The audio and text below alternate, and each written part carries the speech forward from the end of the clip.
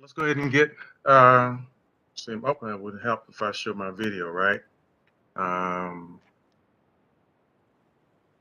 so wait a minute.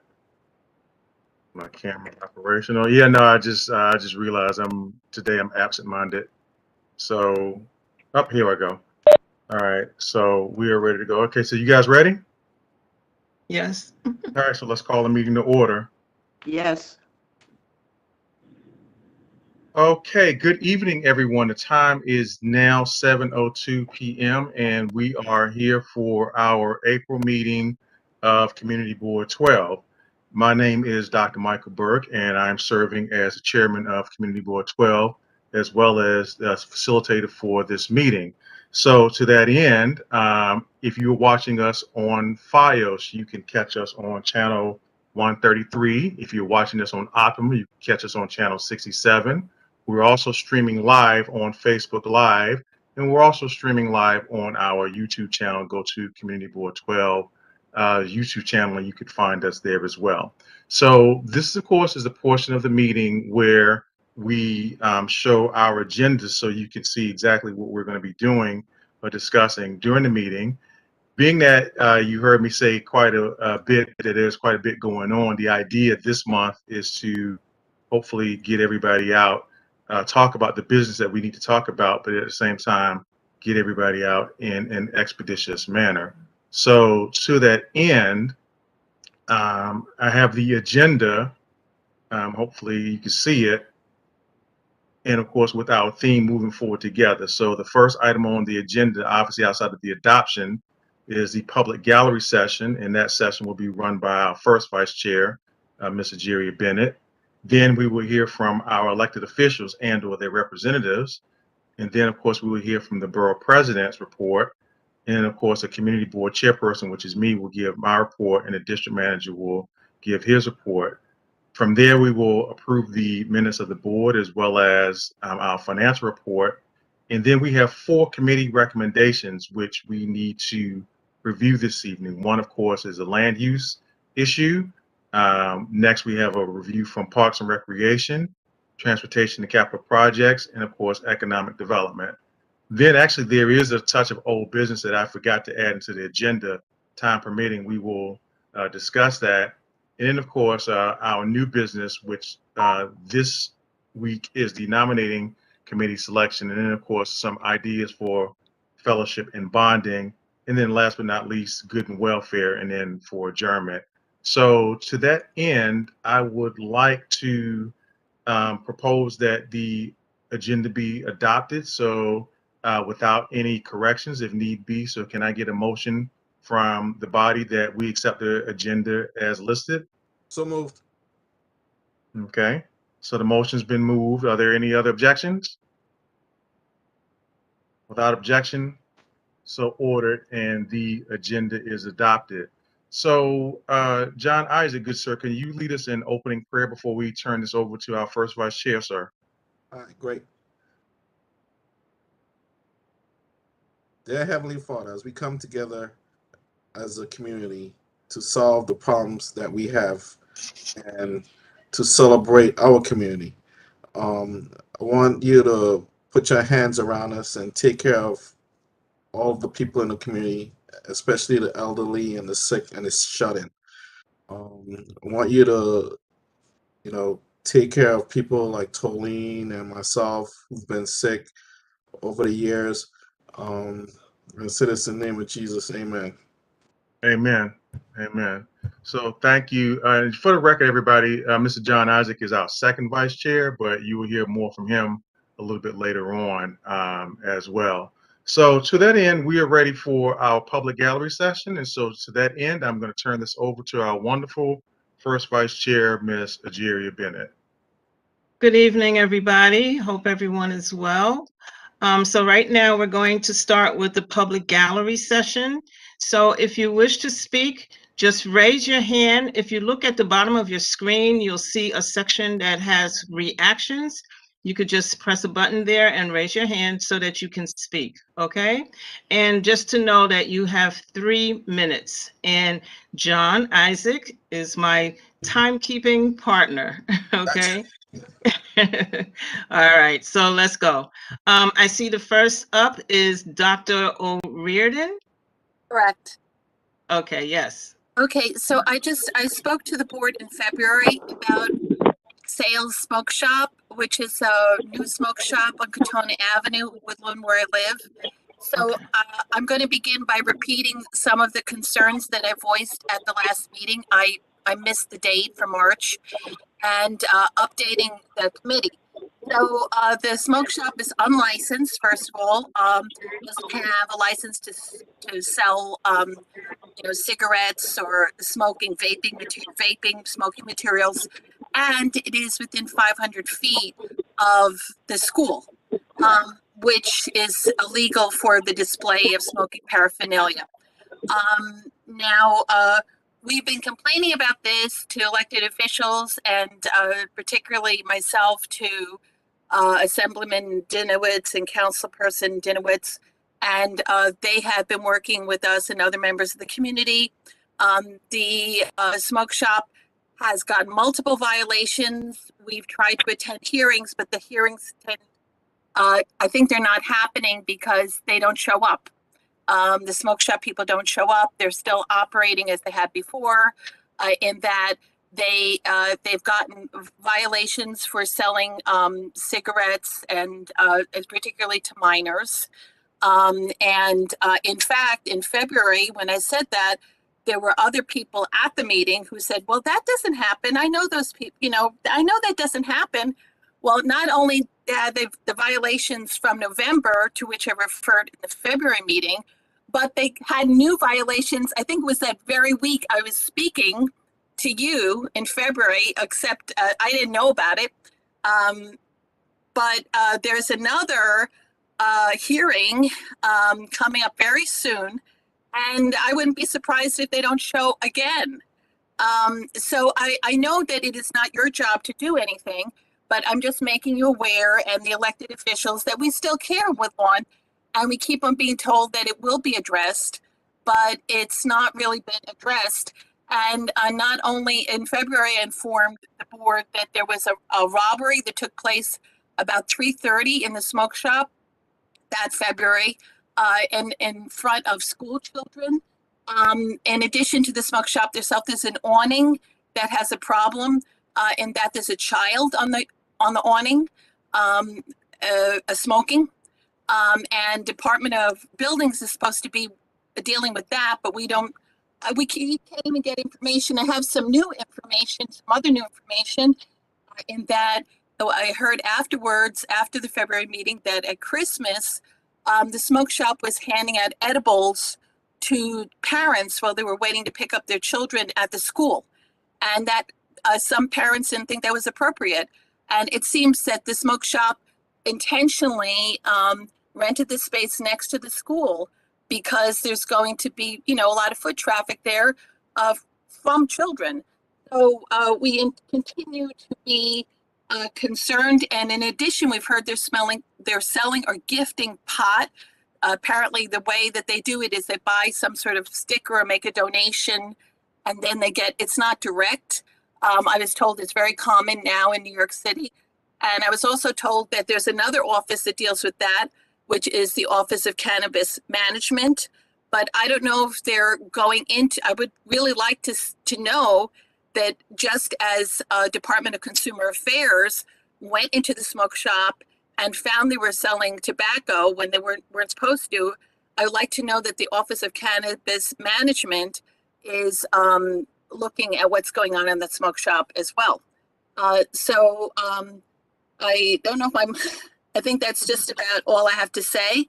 And thank you for your time. Okay. Well, thank you. I think that what you've said is very well noted, and our elected officials are going to be next, and maybe they can address that as well. Okay. Thank you. Thank you. All right. Next, I have Mr. DeCastro. Hi, how are you? You're on mute. Okay. Hi, how are you? I am fine. How is everyone? Well, I'm fine. Well, you know, I've lived in this community for 58 years. I have fought many, many years to see the improvement in our community. Mm. The last couple of weeks, my daughters have been driving me around the community.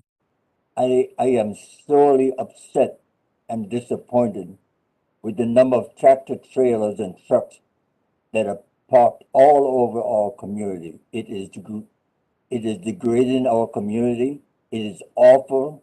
If you go from our district into Co-op City, the tractor trailers are all over.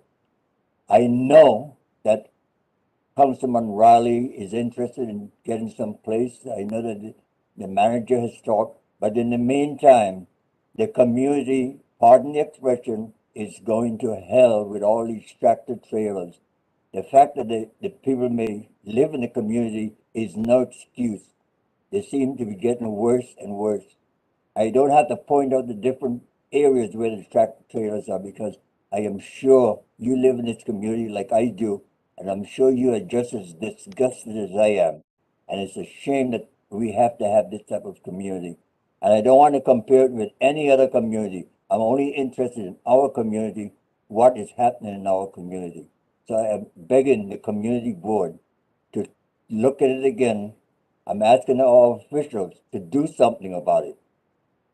I don't know what else can be done, but something's got to be done because it is terrible. And I urge you, the community board and our elected officials, to please do something before it gets even worse. Thank you very much. Okay, thank you. George, have you heard anything about the tractor trailers in the neighborhood? Nothing that, Al didn't already mention. We've had conversations with the council members' office, both council member Dinowitz and Kevin Riley's office, council member Riley's office. We also identified some spots. We had a conversation maybe 2 weeks ago, 3 weeks ago, about identifying the councilman and both council members, Dinowitz and Riley, came to the community board, sat down, and we had a conversation in regards to locations that we could that might be suitable for truck parking, so that we can get them off the street. The other thing that I had mentioned to them, there's a council member in Queens. I believe his name is Robert Holden. He was in Queens, qns.com. You can go to that website. There was an article that he had teamed up with the local precinct in regards to not just dealing with truck parking, but also speeding. I mean, we have a number of issues that are similar. The fake paper plates, traffic cameras, and stuff like that. And working with his local precinct in Queens, he was able to get like not a dedicated tow truck that is there 24/7, but during the whatever period they looked at, 1 week or whatever, they were able to issue a significant number of summonses, and sort of combat this issue. The council members said that they would, look into that as well. So there is a lot of stuff that's going on. I mean, it's not missed by us. We get a lot of complaints about trucks. The only thing that I would add, and I think Al knows this, I think we all know this, a lot of these truck drivers, and the reasons that they're on Edson Avenue or Webster Avenue, or throughout the district on Gun Hill, is that some of these folks live in our district. These are our constituents. I mean, they should not be parking on New York City streets, and I get it. But they are our constituents, and we have to figure out a solution. And I think that that's what both council members Dinowitz and council member Riley are working towards. Okay, thank you. Thank you so much. So next I see Don Sibley's. Don Sibley's. Yes, I'm here. Okay, good. Thank you. Yes. My concerns were with the transportation, the bike lanes that I guess is going down. I see it's part of the agenda, but my concern is that it seems like we're favoring bikes, and on White Plains Road, that seems to be not working with the amount of traffic for the businesses that seems to be on White Plains Road. I don't know how this got approved, and maybe I wasn't at the meeting or our residents weren't at the meeting, but it seems very weird that the bus agenda or the bike agenda seems to be so strong, and I don't see the amount of bicycles that are needed that would make such a drastic change to the streets on White Plains Road. And the parking has shifted. And even on 233rd, as somebody who drives, I find it disturbing that it looks like there's going to be a new bus lane or a bike lane right by the Wakefield, the Woodlawn Metro North. They switched up where the bus station, the bus stop was, and put the same concrete stuff that they put on the White Plains Road by the train stations. They put it literally right in the middle of Webster. There's 3 of those concrete things. So now if there's maybe an emergency truck, where is it going to be able to pass on Webster because of how they've reconstructed the streets? So now people have been crossing, which I've witnessed on White Plains Road. They overtake the buses now because there's nowhere to go because of how the street is constructed by the train stations. People overtake the buses to get around the bus because there's nowhere to go anymore. And the other issue that I had for 233rd, instead of having the left only lane that we have near to the Woodlawn Cemetery and coming down to Bronx Boulevard, it should be straight and left. Why would you make it only left turn when there's barely any space? It's trucks, cars are coming down. There's nowhere to go, and it's tying up traffic. I mean, I've lived in this area forever, and I've never seen traffic this bad. And it's because of people who don't want to get a ticket for being in the left turn lane when they can just go straight. All of these things are creating traffic and the road rage that we're complaining about. It's not road rage because of people. I think it's a system, the transportation, or whoever likes biking this much or whatever is creating these issues that are creating the rage for drivers in our area. And if we have more accidents, it's Mr. because Second Vice Chair, did you say his time was up? Time's up. Time's up. Okay. Oh, I'm sorry. I'm done. Okay, thank you so much for that. I don't know if John, if you have any response to that as far as transportation is concerned and the changes that's going on with transportation. Well, I'll be making a presentation shortly, but in terms of the bike lanes, we're making a shift to become more globally aware of the environment, and the bikes are going to be taken over, and we're going to be moving away from fossil fuels. So these are the things that we're doing in our community to make our community healthy and move away from fossil fuels. And there's a safety factor with the buses. Right now, our residents are unloading off of the buses into traffic, which is bad. So the safety, the bump outs and the bulb outs that they're putting on White Plains Road, this all adds to the safety of our residents. Okay, thank you, John. I see Ziamara. Ziamara is the next person. Ziamara Can J. you hear me? Yes, we can hear you. Hi guys, I'm new, but I was as a person who utilizes the bike lanes. I think I told you before that I ride a hoverboard, so I always use the bike lanes, and I know that I'm thankful to the board for them because they came at a time when I had just bought a hoverboard. I will say that I've already launched a complaint about the conditions of the road. So I can't speak to what the gentleman, I think his name is Don, was speaking about before, as to the configuration of everything, but I can speak to the necessity to have safer bike lanes, as I did the last time we met, the last month. Yeah, and so I'll conclude with that. Thank you so much. Bye. Okay. Nice meeting you all. Thank you, Ziamara. All right.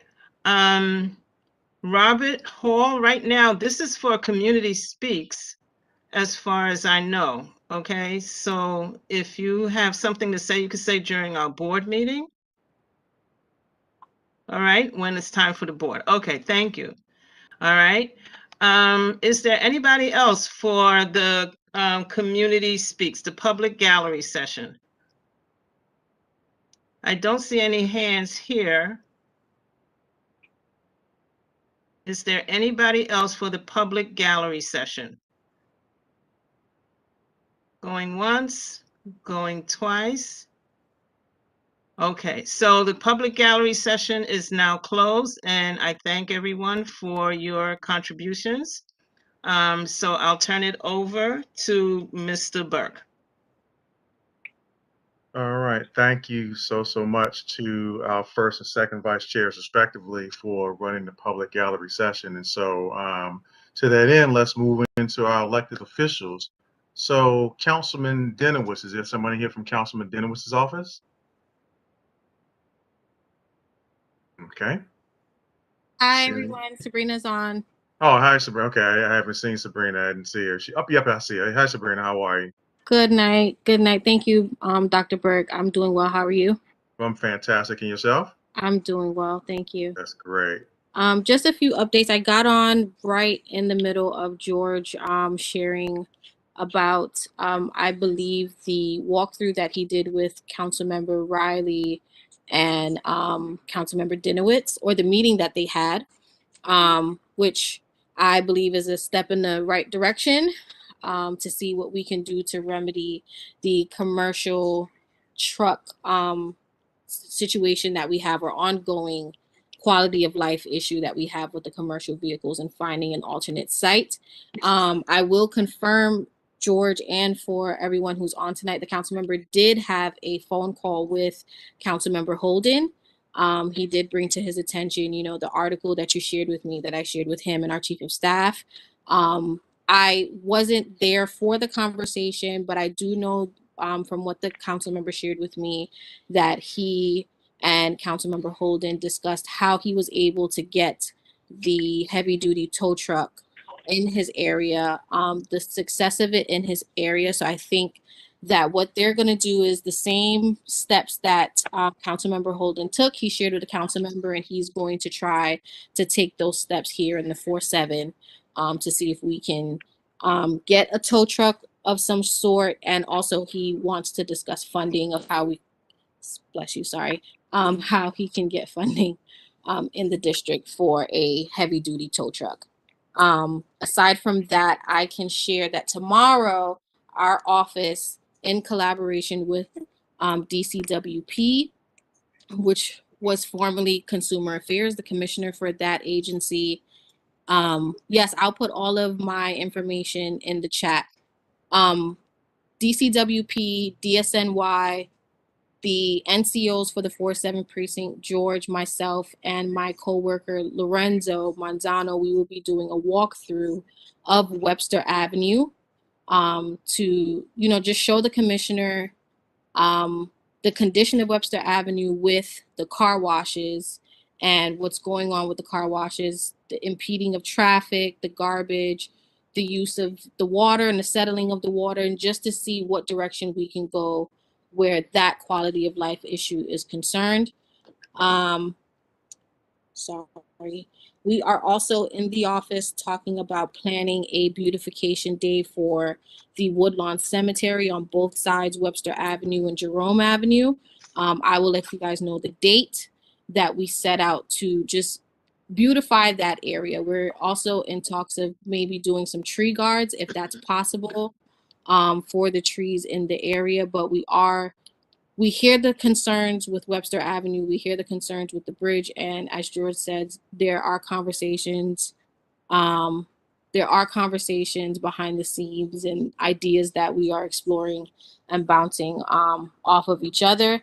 There will be another site visit. George gave us a great list of alternate sites for the commercial vehicles, and Councilmember Riley, Councilmember Dinowitz, again, will be going to these sites, these alternate sites, and seeing what they can do to create legislation of some sort to have one of these sites be created of some sort of a rest stop for the commercial vehicles.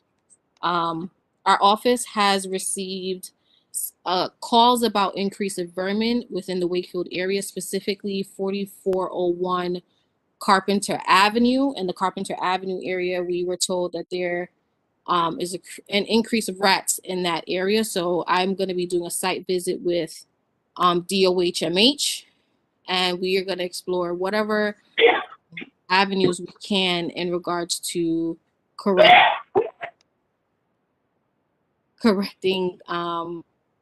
the rat increase in that area. If there are any other quality of life issues, I'm going to put my contact information in the chat. You can share those with me.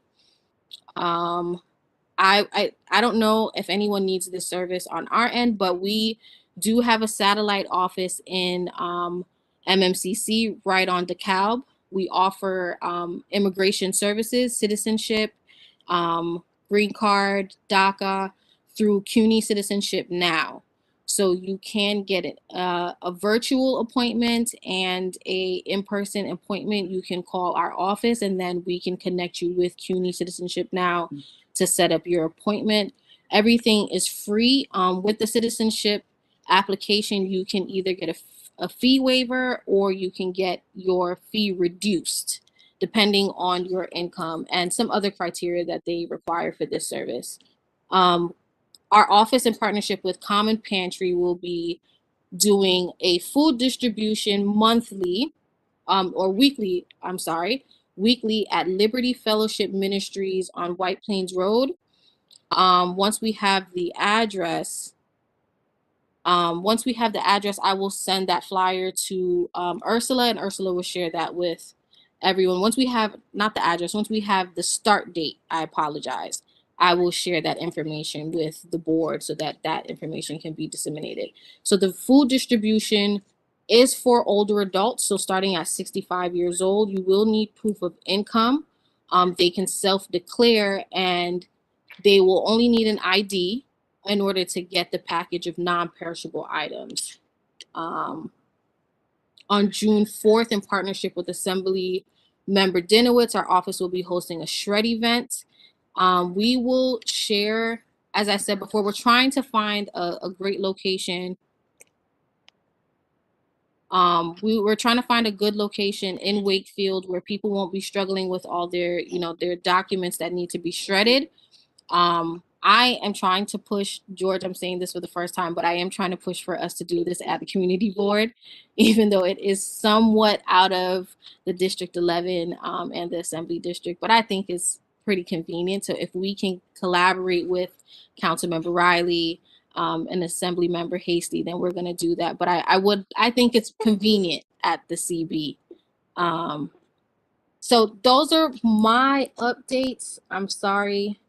Those are my updates. I'm going to put the link to our newsletter, my contact information, if anyone wants to reach out to our office and get in contact with myself and the council member. Thank you. Okay, so thank you very, very much. That was very detailed, I might add, but details are great, and so I want to thank you for that. And so please give Councilmember Dinowitz my best. To that end, Ms. Prisco, you're here from Councilmember Riley's office, so welcome. Hey, can you hear me? Yeah. Hi everyone. This is Cynthia from Councilmember Kevin Riley's office. Just a couple of community updates. We're having an event tomorrow at Seton Falls Park. It's a community cleanup that'll be from 10 a.m. to 1 p.m. meeting at East 233rd and Baychester Avenue. We're also going to be having a PPE distribution at our office at 940 East Gun Hill Road on May 12th at 5 p.m. This is actually the office that I'm at right now. So these are just two of the events that we're having. To get updated on all of our events, you can follow us on social media at CM Kevin C. Riley, or I put the information for the mailing list in the chat. I know we were definitely talking about the truck stop. That's something that I know George and I have especially been talking about for quite some time and trying to identify those spaces. And I am grateful for all of his help on that. We've been continuing to try and find ways to forge forward on that, and also get in contact with some of these trucking agencies and associations as well to see like how this issue is starting so that we can figure out ways to combat it. Okay, so thank you, Ms. Prisco. So I'll just add a minor thing to what you just to your question. So just in my conversations with some of the truckers, most of them have told me because they would park someplace if there was a place to park. So that's that's just what they told me. So I don't think they want to do it until the district manager's point. A lot of them do live here, so I don't want to again belabor the point. I know that you guys are working on it, so when you come up with a solution, I'm sure you're going to let us know, and we'll all be happier, and they'll be happier as well. Okay. Yeah, and I know that's especially like it's having that tangible space because along the I-95 corridor, there is actually no stop in not even just the city of New York, but the state of New York. So you have to go a couple miles into Jersey or a couple miles into Connecticut, but with all the traffic that happens in New York City, the drivers run out their time because they only have a legally allotted amount of time that they can be on the road, so they have to get off. And if they're stuck in traffic in New York City and they don't have a place to go, unfortunately, they end up on our streets. So trying to find a solution definitely is of importance. Right, and it seems like Albany may need to get involved as well, but that's something that we can discuss a little bit later on. Understood. Okay, all right, great. Thank you so much. So before I get to the state legislators, Speaker Hasty, Assemblyman Denowitz, Senator Bailey, and Biaggi, or Biaggi and Bailey, respectively, I'm going to ask again. If you are not being spoken to, please make certain that you're muted because it's rude when the speaker is speaking and they have to hear you. So again, do not unmute yourself unless, of course, a question is being directed to you. All right.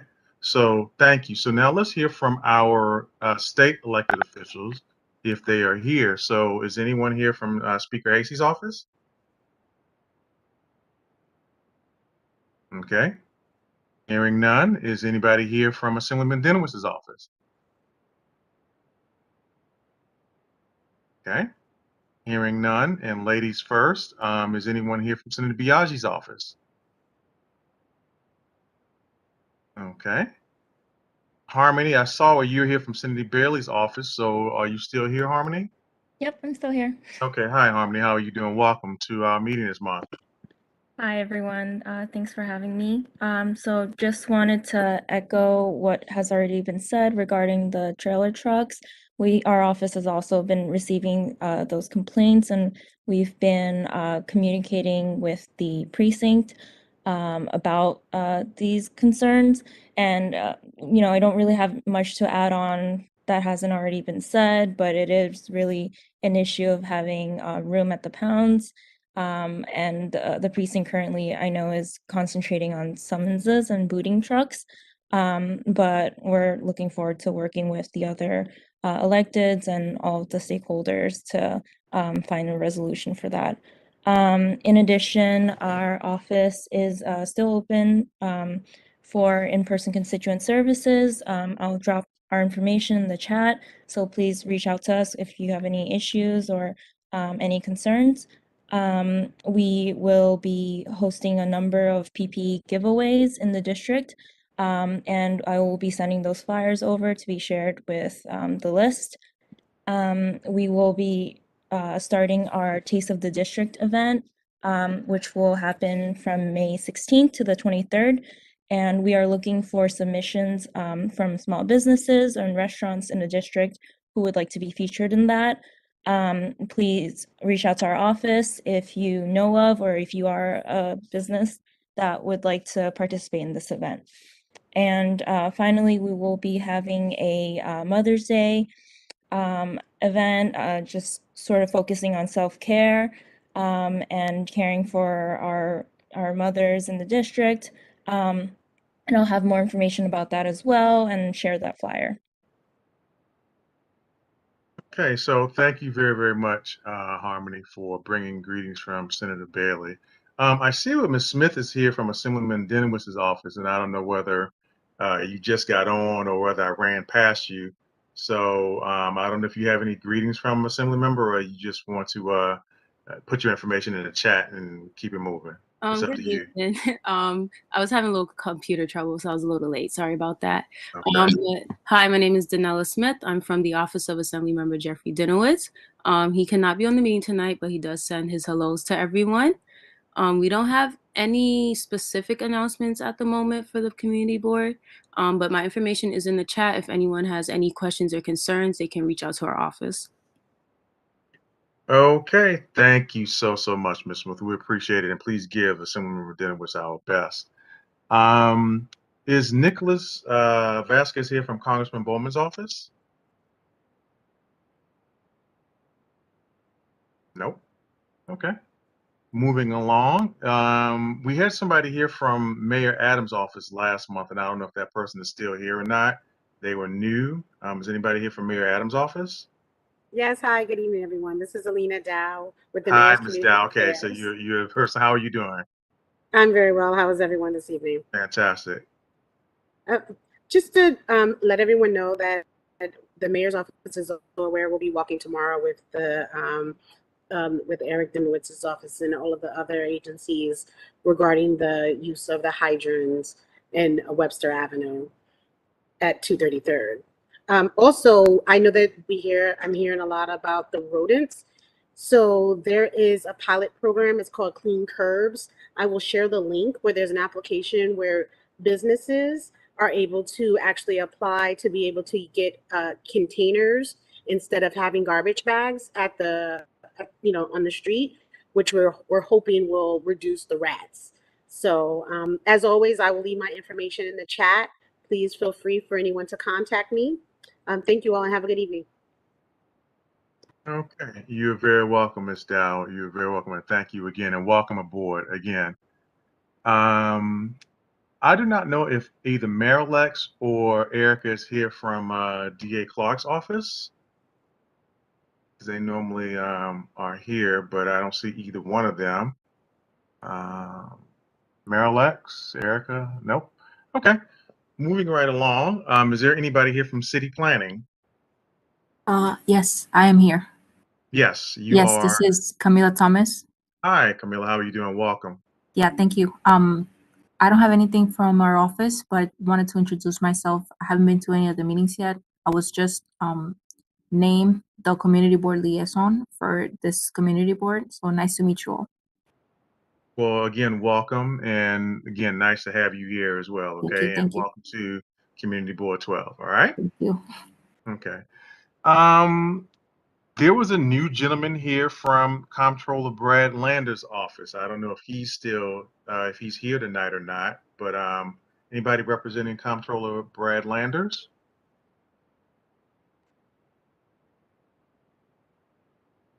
Okay. Well, hearing none, we are done with the elected officials portion. If I didn't, outside of the borough president, we're done with the elected officials portion of the agenda. So moving right along, if I don't see anybody or hear anybody, and I'm looking, I don't see anything. So move on. So Ms. Alexis Ruiz, how are you doing today? Good evening, Dr. Burke. It's Tom Lucania. How are you? Oh, Tom. Okay, Tom, you're here. Yes. Okay. Hi, Tom. How are you? Yes, I'm doing well. Alexis is under the weather, so Okay. I will give the report this evening. Okay. Good evening, Dr. Burke. Good evening, George and Ursula and all the members of Board 12. First of all, I want to thank all of you for your continued participation through these virtual methods over the last almost 2 years now. We appreciate the dedication of your board members and of you as the chair and the staff, obviously, in working through what has been a very difficult period of time working remotely and doing these meetings remotely. Having said that, there is a change that will be coming, and I know that George has received a memo from the law department, and we are preparing a memo from our office, which will outline the new procedures as was passed by the New York State Legislature and signed by the governor of remote meetings and the possibility of you continuing a hybrid method for your meetings. Very quickly and in a bullet point fashion, the change in the law gives you two options. Basically, one option is that you go back to the way you were doing things prior to the pandemic, in-person meetings, and then there is no need for any hybrid piece to that. The second is a hybrid scenario where you would have a public meeting location and a quorum of your members must be present at that public meeting location.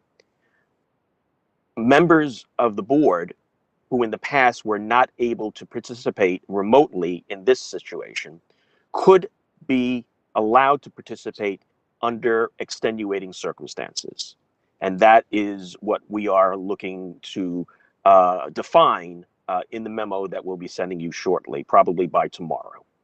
But that option would allow members to participate remotely and vote remotely, even though they will not be counted towards the quorum of the meeting. The quorum in the public location must be a quorum of your board.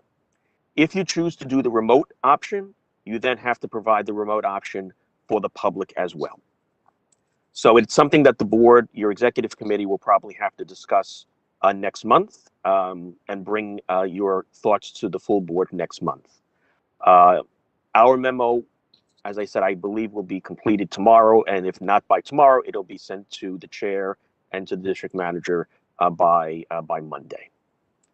A couple of other quick items. I sent out the latest borough president newsletter on Monday or Tuesday. Each of those newsletters are filled with press releases from the borough president, as well as flyers on events that are occurring. And in this particular newsletter, you will see that Bronx Week 2022 is occurring, and it's back at its full force. There are flyers in that newsletter about events that will be occurring beginning May the 2nd through 2 weeks later. 2 weeks later, there will be all of the information and an online calendar on ilovethebronx.com. So watch your emails that I send you, and then you can also go to ilovethebronx.com. Lastly, all of you actually should have received a link from the Department of Citywide Administrative Services regarding the next cycle for the Sexual Harassment Training Prevention Program. Once you receive that, you should be able to take the course online from home. And once you've completed the course, it'll be a couple of days after that you should receive the certificate from DCAS. Once you get that certificate, you can forward it on to me, forward it to Ursula, and then she'll forward it to me, whichever is easier for you. If you have not received that link and it was sent out the middle part of last week, please let me know and I will have it resent to you. It is a unique password for each community board member. So you can't have somebody else who may have received it forward it to you. With that, that is my report for this evening. Thank you all again for your participation. Well, thank you, Tom. And so let me ask you this question. So we had our executive committee meeting last week, and so we actually talked about this. I'm kind of glad that you're here.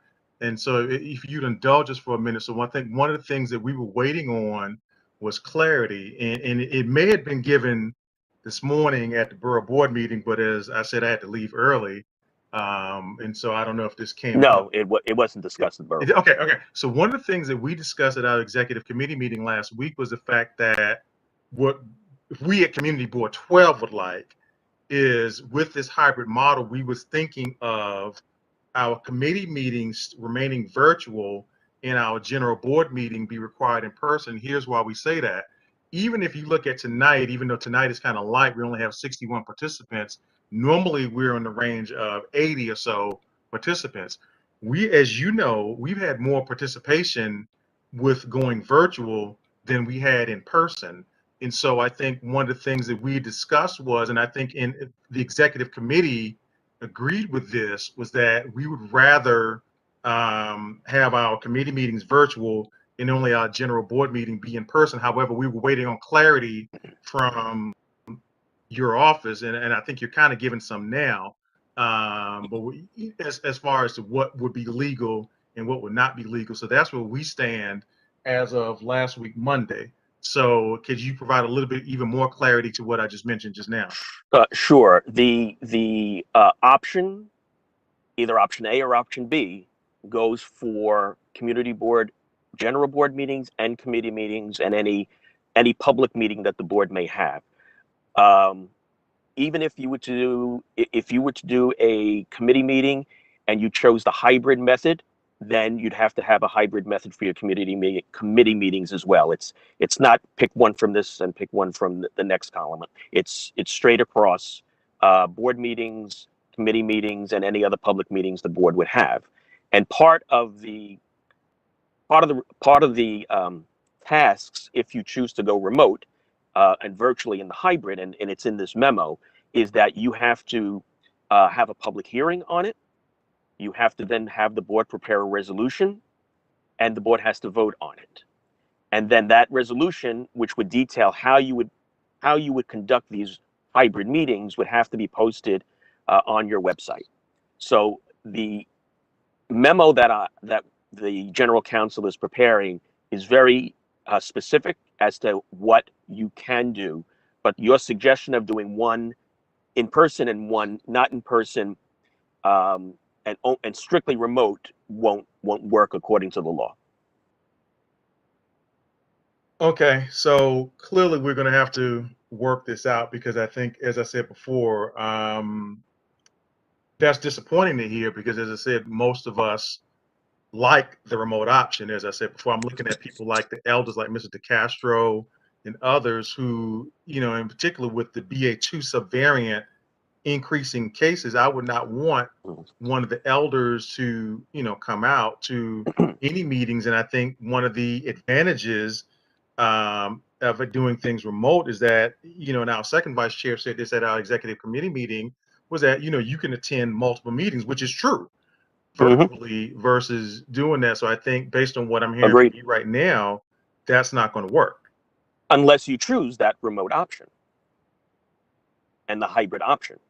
The public would still be able to participate remotely. So the hybrid option would still allow you to do what you're doing now, basically, but your quorum has to be in a public location. When you get the memo, I think it'll be a little clearer, and you can discuss it if you have any questions subsequent to getting the memo. Obviously, you can always call in, and we can help you with that. Okay, that's fine, because, like I said, a lot of my committee chairs, obviously, as you might imagine, are on here, so they're listening. I'm looking at Solene and Mrs. Claude. Yeah, so they're like I listening, said, and Alfredo too, so we're listening intently. Yeah, any questions, you can always call and ask. Okay, well, I'll do that. So, okay, no problem. Thank you, Dr. Burke.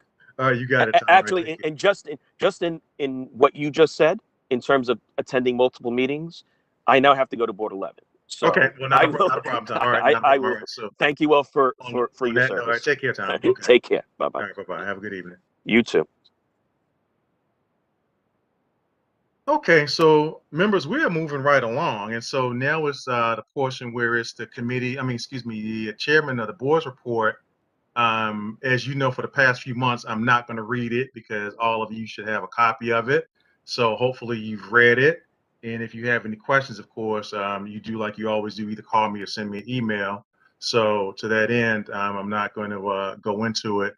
Hopefully you'll have an opportunity to read it. I'm going to turn it over to the district manager for his report.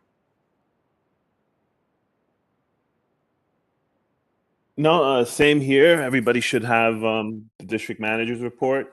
I think in light of what Tom just mentioned, my report is basically re-emphasizing the need to cut the number of committees because there is going to be a requirement in the future, whether we decide to go hybrid or do in person, to be in person.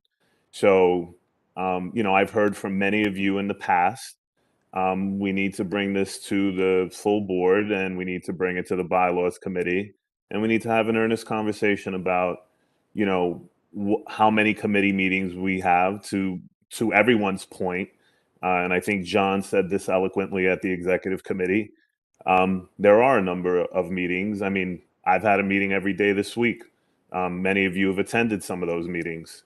So, it is a major commitment, and to actually have to be physically at 4101 White Plains Road is going to be a major consideration, which is why I've been pushing the reduction of committees, and I think that the number should be capped at 4. And I want to have a discussion with the board members. We've not had this conversation in a public forum with the board members, and we've not had a vote on it. So, that's what my report is on. And hopefully, we'll get that moving forward. And, whatever it is that you guys decide that you want to do, we'll do. But that's it. So I hope you do read it. And, we'll have a conversation about it in the future. Okay. To that end, I think, hearing what, Tom said, I think we need to definitely, figure out what this is going to look like. So as he said, it'll be clearer. So, I'll take a look at it, and I'm sure you will, George, and everybody else, if we get it, and then, figure out what our next steps are. Okay, so board members, we are moving right along on the agenda. So the next item up for business is the approval of the board minutes from last month. So in that case, we need to know if we have a quorum. So Carla, do we have the minutes from last month? We had some technical difficulties, version control problems with the minutes. So I'm sorry, there are no minutes to approve tonight. March isn't ready for, yeah. Okay. We still need to determine whether or not we have a quorum. I see Councilman Denowitz is here himself, so I'm break quorum but let him speak. Other than that, we still need to determine whether or not we have a quorum. So Councilman Denowitz, Sabrina gave us a very detailed outline as to what's going on in your office, but if there's anything that you want to say to the board, we'd be more than happy to hear from you. Well, first, I always tell people talking to my staff is just as good as talking to me. So if she went over everything very detailed, I'm sure I trust completely that she did wonderful work. I'll just share that we had votes today at the stated meeting, and one of the bills we passed today was improvements to a law that required businesses to post salary ranges. So when a business posts a job, they also now have to post a salary range, whether that's a yearly salary or hourly worker. And some of the other changes was we extended the time that allowed businesses to comply. And we excluded very, very small businesses like the bodega.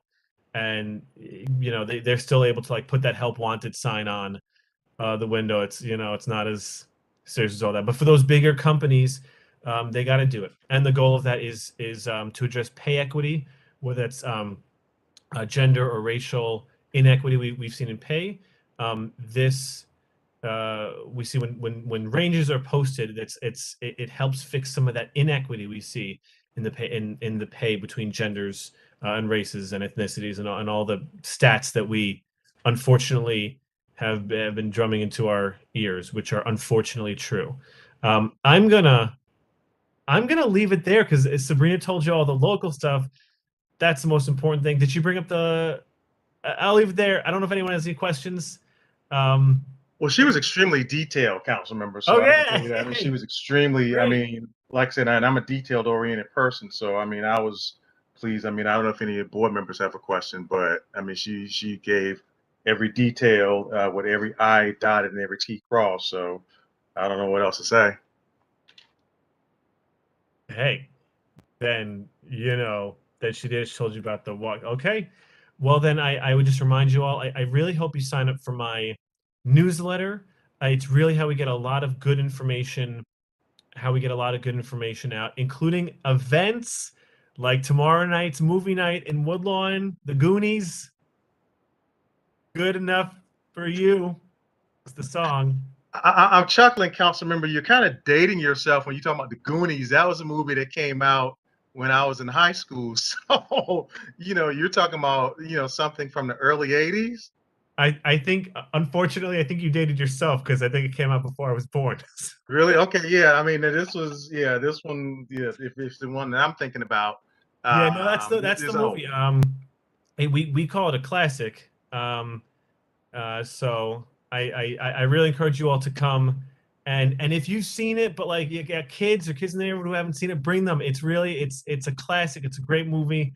You know, I talk a lot about how we need to do better in the schools, educating our kids. But pop culture is part of education, and educating our kids about great '80s movies is part of being a good community member and good parent. So I encourage you all to come. But really, the newsletter is really the best way to get information, and social media is really just the best way to get up-to-date information about what I'm doing and what events are going on in the community.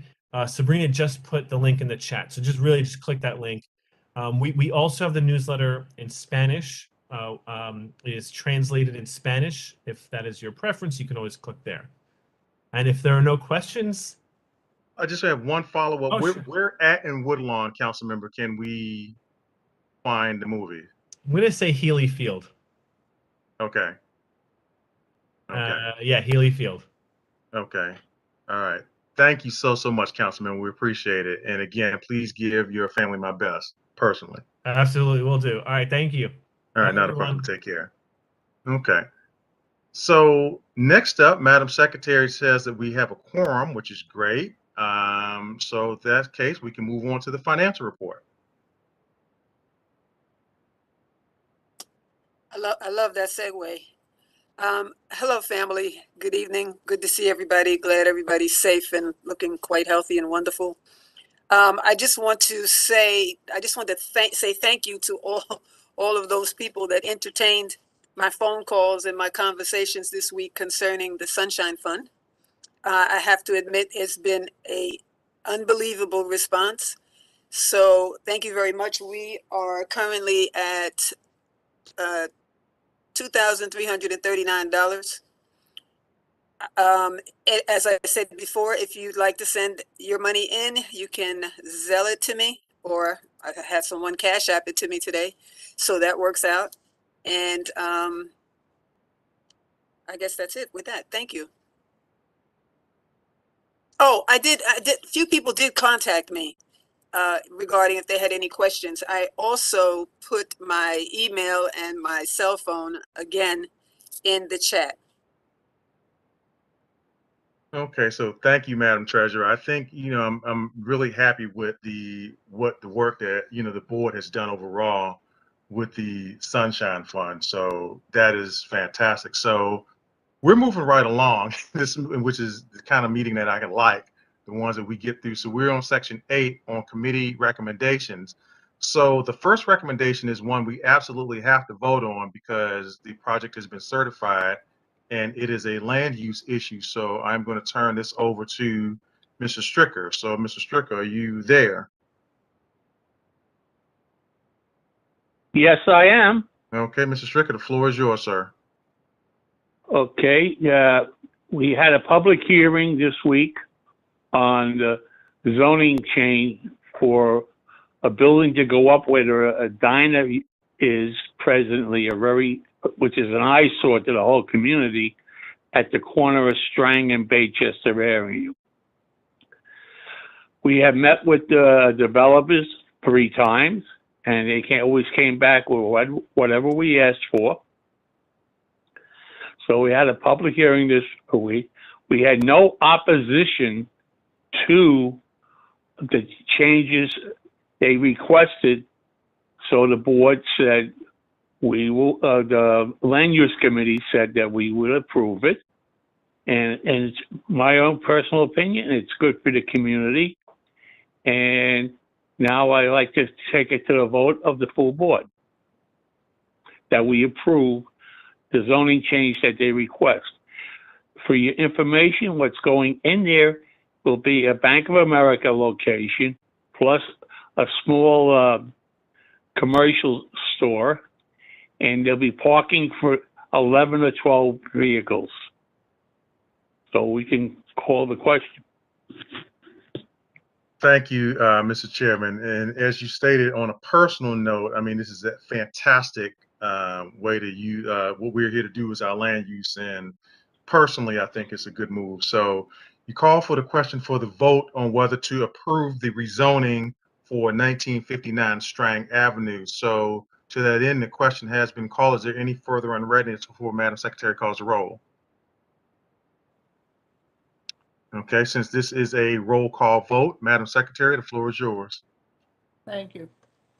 Judith Benitez, aye. Egeria Bennett, Aye. Denise Bond, Aye. Ivan Boras, not present. Carla Basadi, Aye. Michelle Brumfield, yeah. Aye. Aye. Marlene Allen, Aye. Victor Brown, Aye. Deacon Brown, Aye. Norbert Bryan, not present. Katie Campbell, Sadie Campbell, Used. who said that? Joan. I'm sorry. Joan Claude. She's not. So is she excused from the board, Dr. Burke? No, ma'am. Thank you. Joan Claude, Present. Aye. All right, I'm sorry, Ms. Claude. She is. I'm absent-minded tonight. She is. My apologies. Sadie She Campbell is. is excused. Yes, ma'am.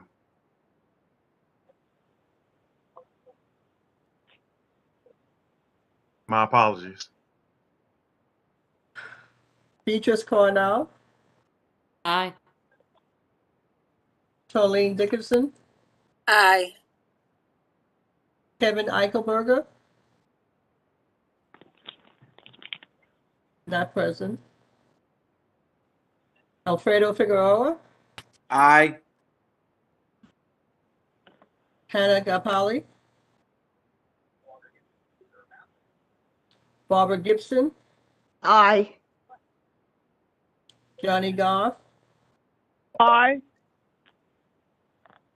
Robert Hall, Aye. Lisa Hayes, Aye.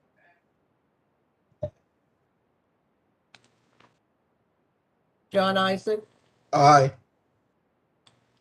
Theodore James, not present. Keisha Martin, Aye. Arthur Lass, not present.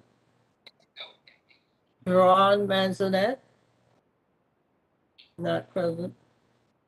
Lucille Martin, Aye.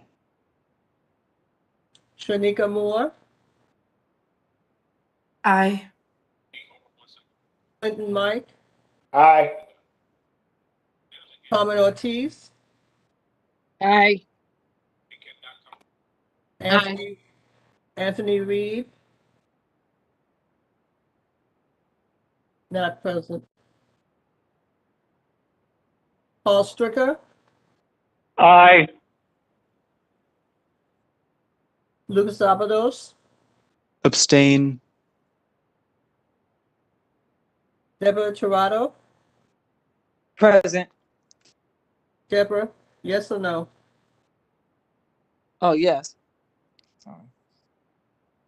Esther Yema, Aye. Dr. Burke, Aye. the ayes have it. Thank you. Motion passes. So, as I said before, this is a fantastic use of the property. I want to say that the attorney, if you were at the public hearing, I think he may have found a tenant for the second half of the building. So, we're more than happy to send that on for our district manager and our community associate to send on to the borough president's office. So, thank you, board members. Next up, we have a recommendation from the Parks and Recreation Committee. So, Mrs. Bond, the floor is yours. Good evening, all. The recommendation coming out of the Parks Committee is based on the presentation that we received from the capital capital projects rather. And it was quite an extensive presentation. I would encourage you to go back and look at the YouTube video so that you can see all the details of it. The project is going to be in 3 phases. It's a multi-million-dollar project, and it's going to benefit our community, this entire region. So the committee did recommend that we send the letter of support for this project. It was voted on within committee, and I'm asking for a vote now for the full committee to go ahead and send this letter of support on. Okay, thank you, Mrs. Bond. So, board, we have a motion on the floor to a recommendation from the committee chair that we approve or send a letter of support for the half and part revitalization project. As Mrs. Bond stated, there was extensive discussion, and so she's right. We're not going to relitigate that. But before we take our vote, is there any questions from board members for Mrs. Bond? Okay, hearing none. So, Mrs. Bond, my question to you is, would you want a vote of unanimous consent, or would you want a roll call vote? How do you want to do this? Unanimous consent would be fine. Unanimous consent? Okay, so board, I'm asking for a motion of, actually, Mrs. Bond has already made a motion of a unanimous consent that we accept her report. So the question that I have for you is, are there any objections from any board members? If so, please raise your hand in the function down below. If not, then we will accept the motion as presented. Are there any objections? Hearing none, no objections. So ordered. So the motion passes, and so we will send a letter of support to the New York City Department of Parks on behalf of Community Board 12. So thank you, Mrs. Bond. You're welcome. Thank you, board. Next up is our chairperson for Transportation and Capital Projects, Mr. John Isaac. Mr. Isaac, the floor is yours.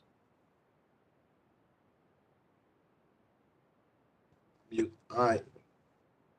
Thanks, Mr. Chair.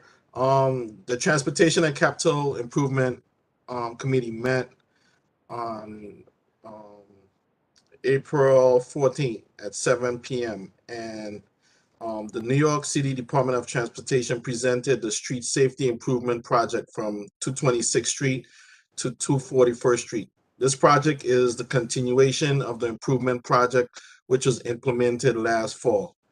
New York City DOT have been canvassing White Plains Road, working with the vendors to provide the necessary loading zones for the businesses along the corridor, and the project will improve the safety conflicts between the pedestrian and the motor vehicles along White Plains Road. DOT will install bus boarding islands and additional 2 miles of protective bike lanes. Currently, our residences are forced to load and unload an oncoming vehicle traffic. Since the additional improvement, there has been a 15% drop in crashes and 21% in pedestrian injuries. The Transportation Committee voted in favor of these improvements, and we would like to get a letter of support for this project.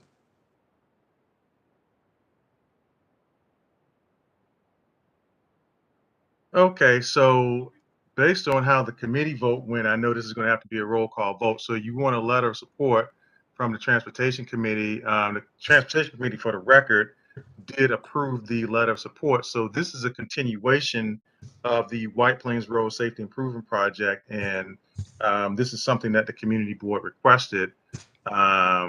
We requested them to continue all the way to 241st Street. Yes, yes, that is correct. So you're asking for a letter of support for the motion to come from 226 all the way to 241, right? Yes, yes, sir. Okay.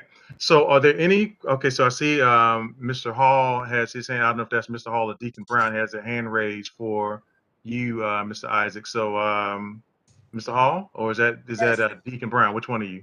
It's Robert Hall. Okay, Mr. Hall, the floor is yours, sir. Okay. The bike lane at both 219th Street and 225th Street on White Plains Road forces you to go onto the sidewalk at those featured stops. I don't know what's in mind as far as that's concerned. In order to do this, not first, you're gonna have to take the ride. But you have to go on the sidewalk, and then as you get to the prior block, continue back onto the street. All right.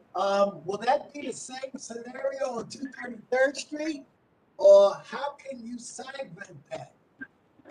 What it does is press the residents closer to the bus stop because the bikes have to go straight.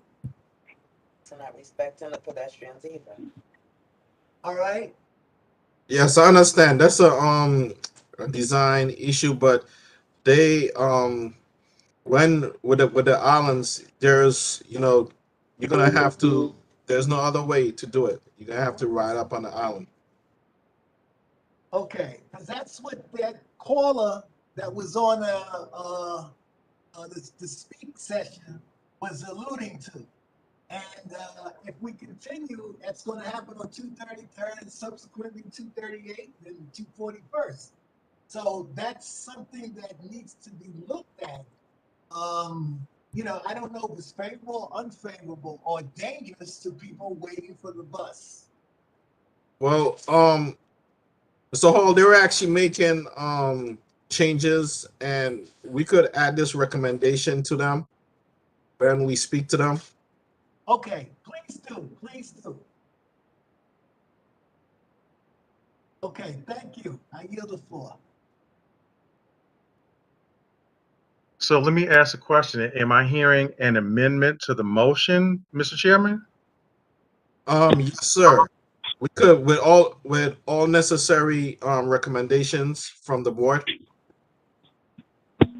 Okay. So do you want to restate that motion?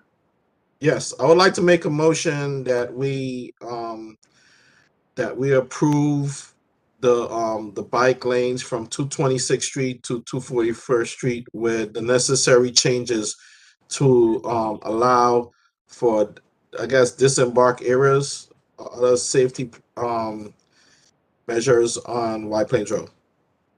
Okay. So being that this is coming from you, the chair, we do not have to second that. So those are your recommendation.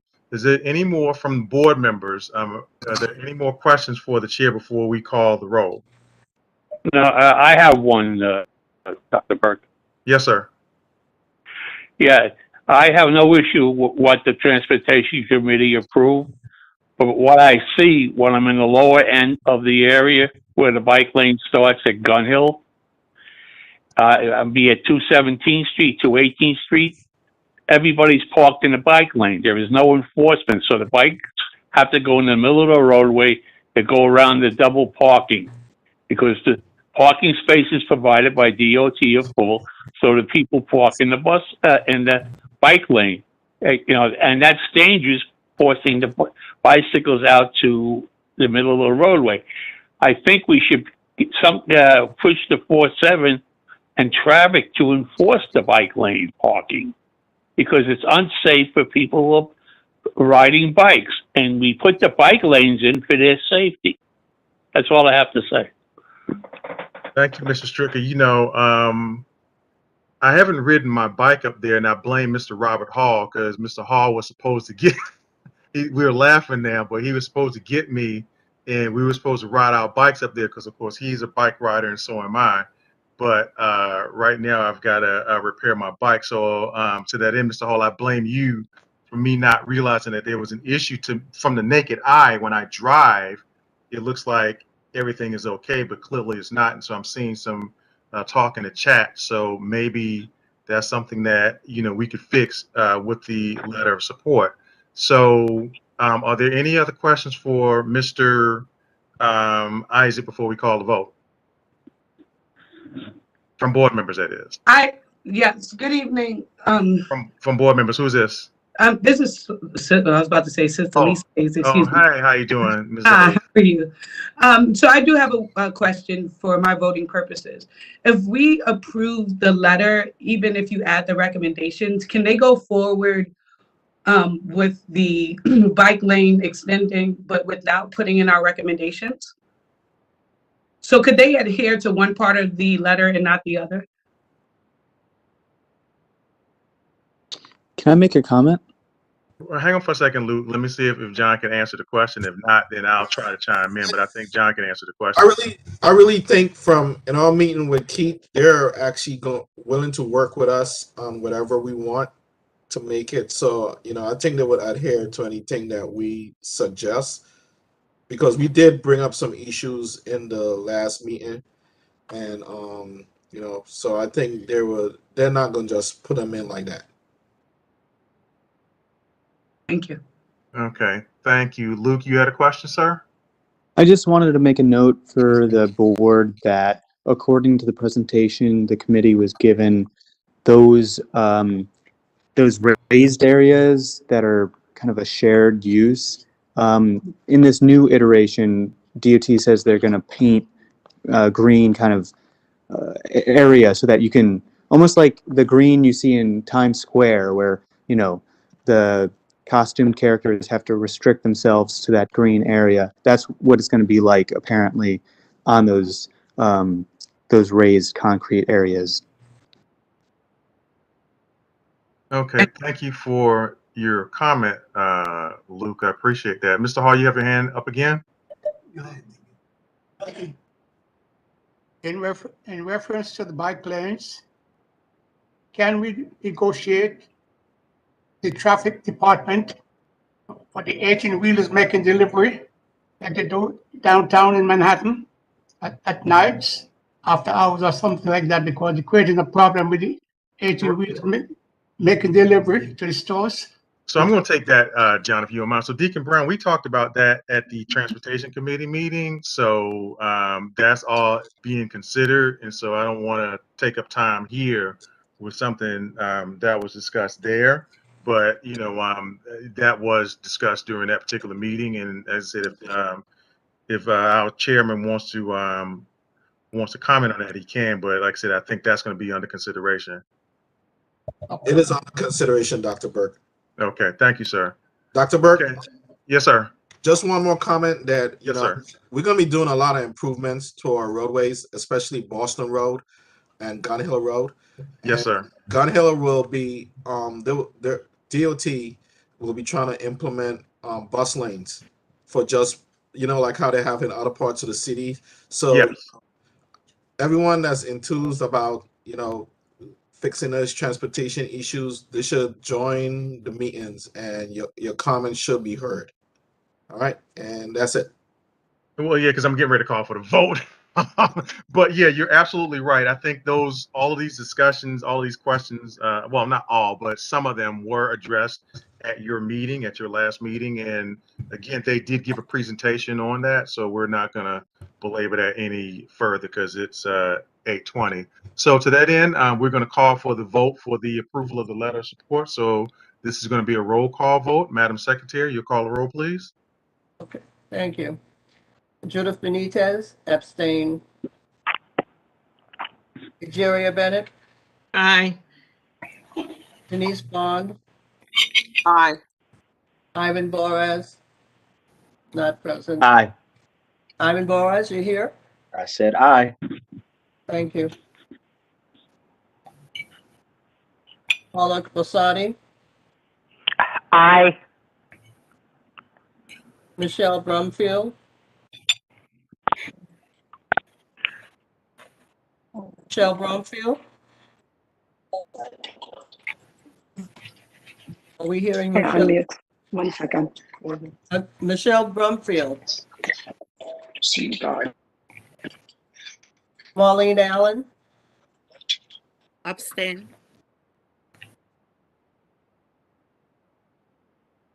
Victor Brown,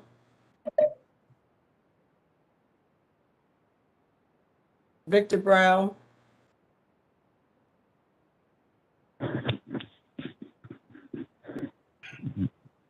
Deacon Brown, Abstain.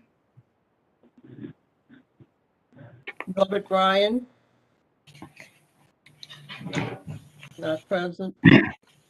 Can you please note aye for Victor Brown? Okay, thank you, Mr. Brown. Joe Claude. Aye. Beatrice Cornell, Aye. Charlene Dickerson, Aye. Kevin Eichelberger, not present. Alfredo Figueroa, Aye. Hannah Bali, not present. Barbara Gibson, Aye. Johnny Goff, Aye. Robert Hall, Aye. Lisa Hayes, Aye.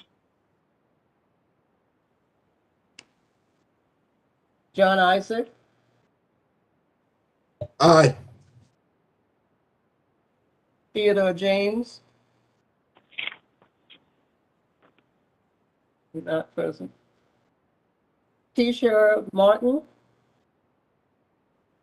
Aye. Afalas, not present. Gerard Manzanet, not present.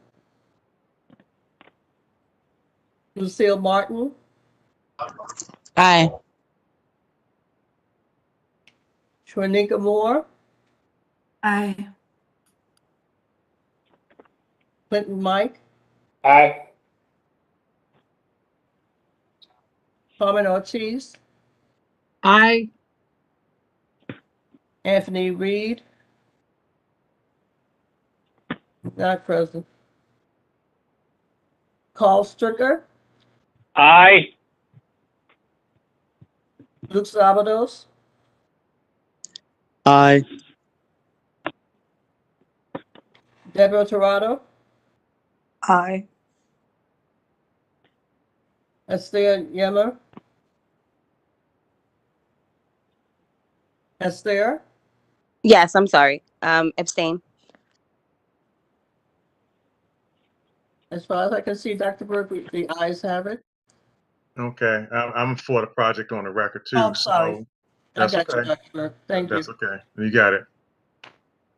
Motion passes. So thank you very, very much, Mr. Isaac, for shepherding that through for us. Okay, so the last committee item up for discussion is actually your committee, Mrs. Benitez. So the floor is yours. Thank you, Dr. Burke. You got it. Good evening, everyone. This is going to be very short. We have a new establishment coming into the neighborhood who's looking for a new liquor license, and the name of the group is Horse and Jockey Incorporated, 4277 Katona Avenue. And as I said, it's a brand new establishment and also a brand new owner to the business. And it's a very simple bar and grill. Minimum food will be available. And that's about it. And there's no negativity from the 4-7 precinct. So that is it. I'm requesting that we approve this new liquor license for this company. Okay, thank you, Ms. Benitez. So the motion or the report of the committee is that the board approve the New. liquor license for this new establishment, and I see questions. So before we call the vote, we have some unreadiness. So I see Tolene Dickerson first and Ms. Deborah Torrado second. So Tolene, the floor is yours. No, Dr. Burke, I just wanted to say I had something to say after this was over, coming from the Education Committee. Oh, after what's over? You were saying that this was the last thing that you had to address as far as the committees were concerned. And I'm Oh, saying to okay. you that I wanted to have something to say real quickly. Okay. Okay, fair enough. Thank Okay. Ms. Torrado? Yes, Judith, could you give me the address again? I didn't hear the address. 4277 Katona Avenue. Okay, thank you. You're welcome. Okay. Are there any other questions, board members, before Madam Secretary calls the roll? There's a hand up. Dr. Oh, yes, I see it. I see it. Yeah, is that Mr. Hall or Deacon Brown? Which one? Yeah, it's Robert Hall. What Okay, I'd Mr. like Hall.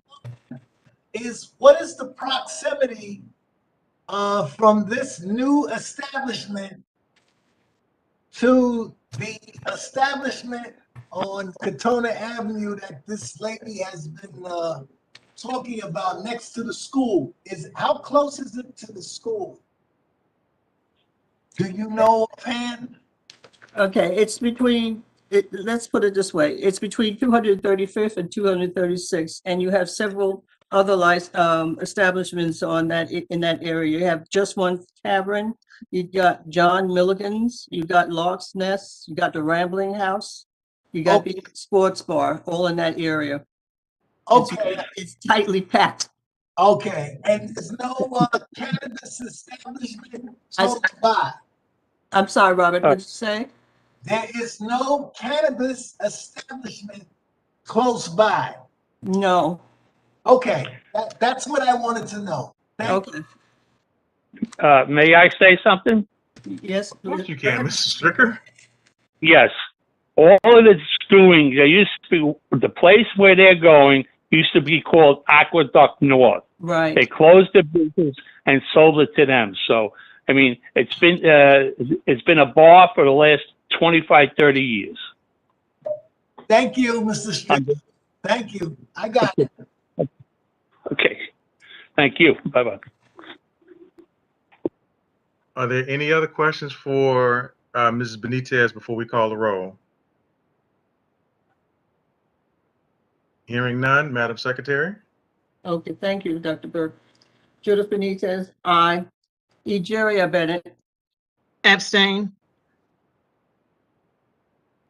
Denise Bond. Aye. Ivan Boaz. Aye. Carla Bosati. Aye. Michelle Brumfield. Michelle Brumfield. Not present. Is that Michelle Brumfield, Dr. Burke? She is very horrible with this mediumship. I'm sorry, I'm muted. Okay, look, everybody, if you are not being called on, please make certain that you're muted. I have not heard Ms. Bromfield, Mrs. Benitez, so I don't believe that's her. Thank you. Marlene Brown. 1 second. Marlene Brown. Abstain. Thank you. It's okay. Sorry, Hang can't on for a second, abstain Ms. it. Benitez. It's okay. Hold on for a second. Unmute to vote. Hold on. Yeah. Because I'm going to have to mute everybody, and then because people are not doing what they're supposed to be doing. Wait, hold on. Wait.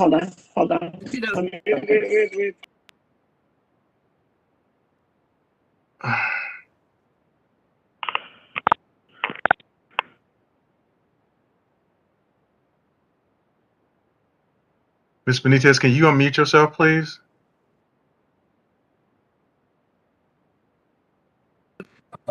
Okay, so let's try this again. All right. So who are you at? At Victor Brown, so you don't have to unmute him. I know it's no, so, Exactly. okay, But I say it anyway. No. okay. Deacon Brown, No. what did he say? Nay. Nay, for Dr. Deacon Brown? Okay, Aye. who's saying aye? Deacon Brown says aye. I Thank thought he you. just said no. I thought he said no. Deacon Okay, Brown says aye. Say it again. thank you. I got it. She got it. Okay, Norbert Bryan,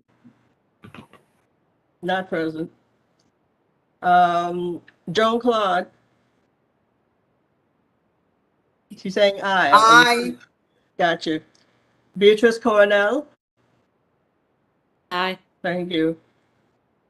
Tolene Dickinson, Aye. Kevin Eichelberger, not present. Alfredo Figueroa, Aye. Hannah Gapali, not present. Barbara Gibson, Aye. Johnny Goff, Abstain. Robert Hall, Aye. Lisa Hayes, Aye.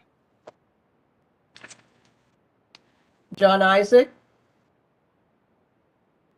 Aye. Theodore James, not present. Keisha Martin, Aye. Aphalas, not present. Sharon Manzanet, not present. Lucille Martin, Aye. Shanika Bourne, Abstain. Clinton Mike, Aye. Carmen Ortiz, Aye. Anthony Reed, Aye. Anthony Reed, Aye.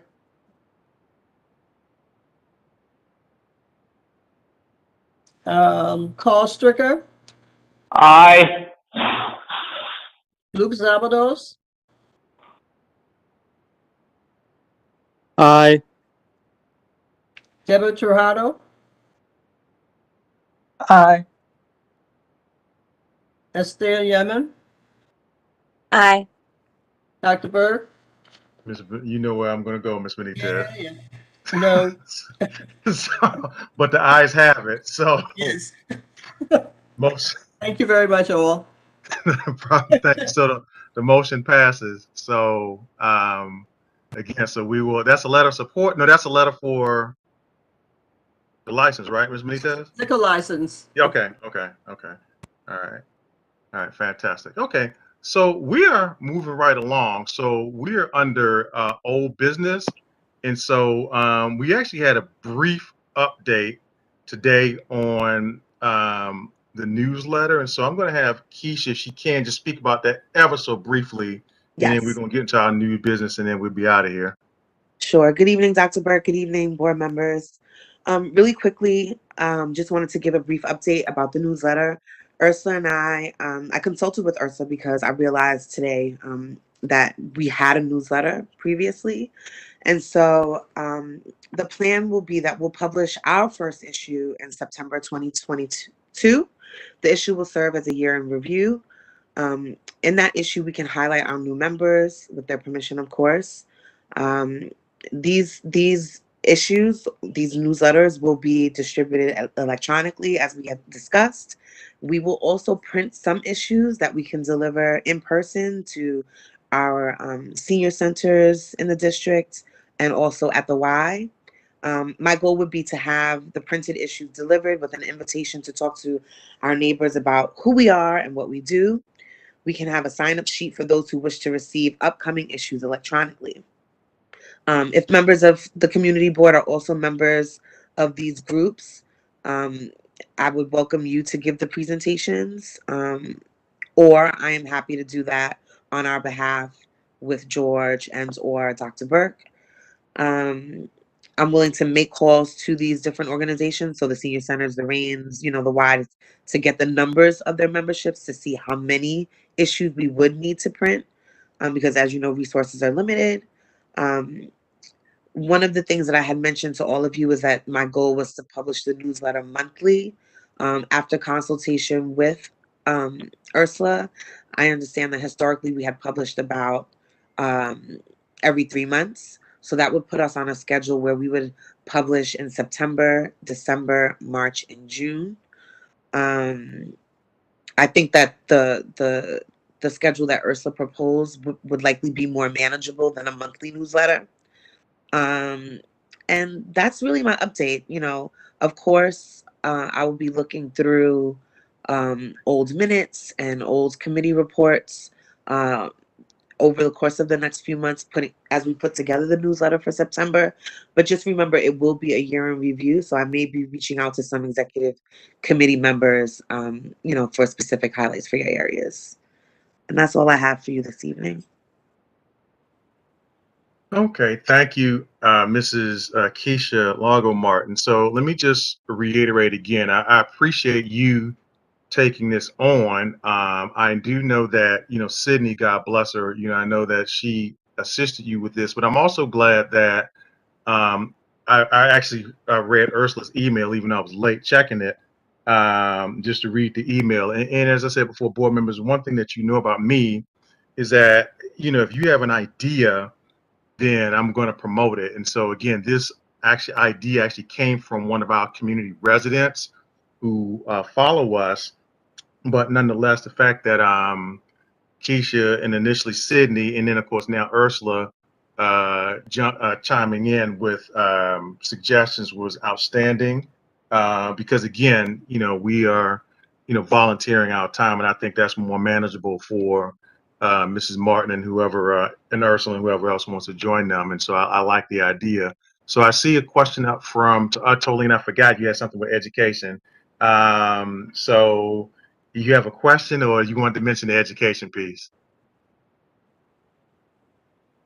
I wanted to mention the education piece. Okay, hang on. Okay, hang on, Tolene. I'm gonna get you right next. My apologies. It's totally slipped my mind. No, no So, problem. with the newsletter, so what Mrs. Martin just stated is, you know, it says we're going to start our first publication in September. And as I said, the rough draft is absolutely beautiful. I love the work that they did. I love the fact that Ursula, again, and she knows that she can check me, and I do appreciate it. And so, on that note, we're now going to get to it. Actually, we're coming under new business. It actually works out anyway. So, Torleen, before we do nominations, your bit of information. Okay, just very quickly, family. What I wanted to say was I did not have a education committee meeting this past Tuesday due to the time constraints of the land use committee needing to have the public hearing for 1959 Strang. But I put into the chat a link because we all know that what's been missing a lot in our community and in our homes is that our children, our scholars, don't have anything else to do. So for a lack of them not having anything else to do, other people are finding stuff for them to do.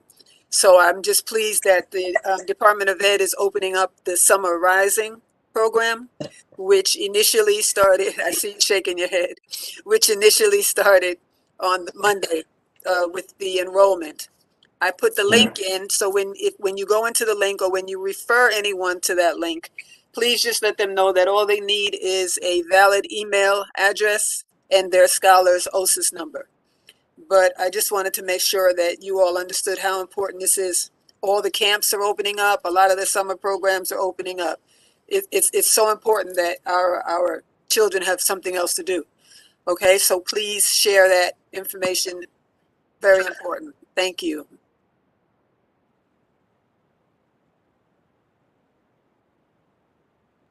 Okay, so Tolene, I see where there are some questions for you. Mrs. Yimmer Brown.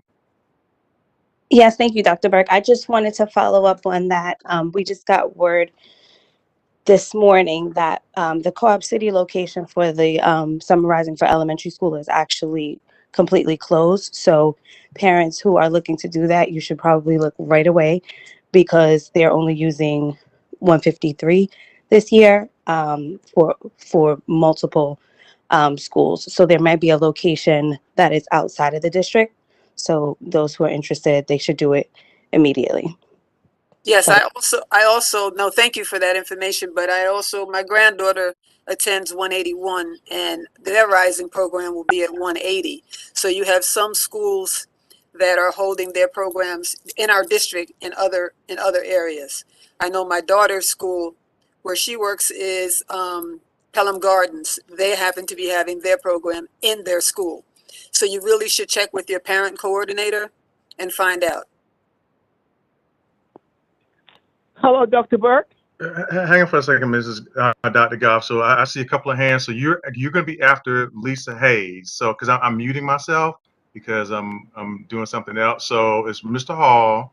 I see Ivan Boris, Lisa Hayes, and then you, Dr. Goff. All right. So that's the Thank order: you. Mr. Hall, Ivan Boris, Miss Hayes, and you, Dr. Goff. All right. So Mr. Hall, Thank you're you. up, sir. Okay, in the interest of time, I'm going to be brief. I just wanted you to know that Gun Hill House is in the midst of a walk home from the kids from Uganda. And since you're talking about youth, I had a very, very good conversation last night with Madaha from Mind Builders, who came into Gun Hill, and she promoted her folk culture program, which is a paid internship from folks from the ages of 14 to 21. So this is what's going on. We have to find things for these kids to do. And also, just so that you know, especially you, Dr. Burke, on the 7th of May, Gun Hill Playground will have movies under the stars, and we're going to do Spider-Man No Way Home, and it starts in the evening. So all are welcome. Okay? And that's all I have to say. Thank you. Okay, well, that is definitely one of my favorite movies. Even I have to, anyway, Mr. Boris? I just want to say that I'm really pleased to hear our committee chairs once again report. We haven't had that in a long time. And, as you know, they put a lot of work in and service, and as do their members of the committees. And it's just good to hear from them again. Back to business as usual, as it used to be. Thank you. Ms. Hayes? Yes, so I just wanted to piggyback off of making sure that the children have something to do. DYCD has extended their application for Summer Youth Employment Program until May 6th. So please, if you know any children, there's lots of opportunities right here in our very own district, right here at Eastchester Heights. Under Ms. Johnson, she has an opportunity. So there's tons of opportunities, Dr. Goff, tons of opportunities. So please, let your children know and everyone else. Thank you. Well, it's funny you should mention Dr. Goff because she has the floor now. Dr. Goff? Thank you, Lisa. Thank you, Dr. Burke. Good evening, everyone, and welcome, and everybody stay safe and return home safe. 3 things. One, we are Jade Nursery School have extended their summer program for the summer 6 weeks summer camp. We'll be very much involved with the YMCA because on Saturdays, the kids that attend the YMCA from my school or from Ms. Johnson, whatever, we have a special program called Self-Confidence Within.